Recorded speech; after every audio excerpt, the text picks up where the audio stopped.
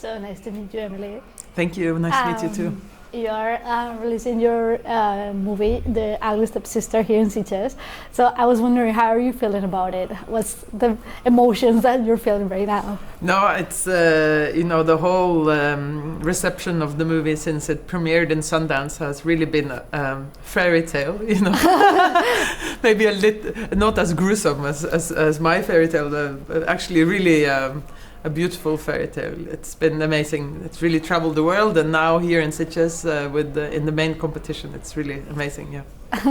What was the main idea behind this story? What was the thing that made you bring this story into life? So when I got the idea of twisting the fairy tale on its head and putting the stepsister in the main character, I was quite shocked.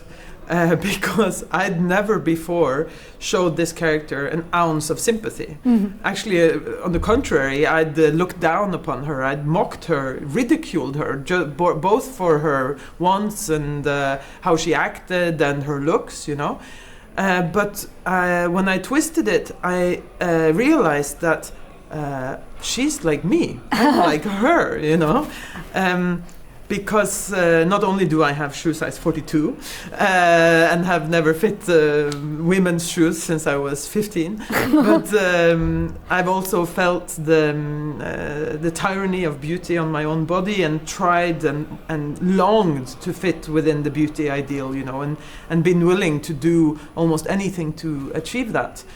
And I realized, that although we grow up wanting to be like Cinderella and we're told that she's the one we should become like, we often end up like the stepsister. Yeah. Because there is only one Cinderella, one beauty ideal, and the rest of us struggling to fit her shoe, we are stepsisters. Yeah. You were saying this morning during the press conference that you've struggled with dysmorphia and all this, like reaching like beauty and beauty standards in society. So I was wondering, what's the movie teach you as a director, but also as a female? While making this movie, what did you learn about it? About what? Sorry, about beauty standards and feeling more confident in yourself. I think the most horrible thing with self-objectification is that you put your value in your appearance and how other people rate you or how they look at you, and it's not about your abilities or your sensibilities or your thoughts, And I think being a director or being an actor or doing something, achieving something where you can forget that you are an object, or someone will maybe objectify you, when that's just out of the picture and you're just in one with doing something, creating something, this is the best medicine ever, because nothing can give you as much of a self-confidence boost or love for yourself as that. When you create something, and especially together with others, that's the biggest value you can have. Yeah. You've taken this Grimm's Brothers story and made a movie out of it. What was the thing that made you choose this particular story? Because as we know, Grimm stories are very dark, but we usually change it to tell it to small kids. Yeah. And tell them things about life and the world we live in. What was the thing that made you choose this particular story?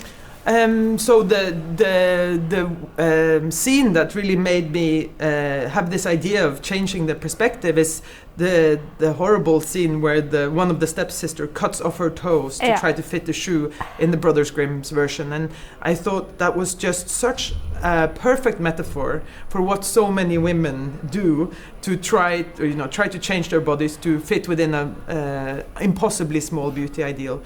So. And I thought that was like an image. We haven't seen the real meaning of that image before. And I also saw how it, as body horror would be great, carrying that metaphor.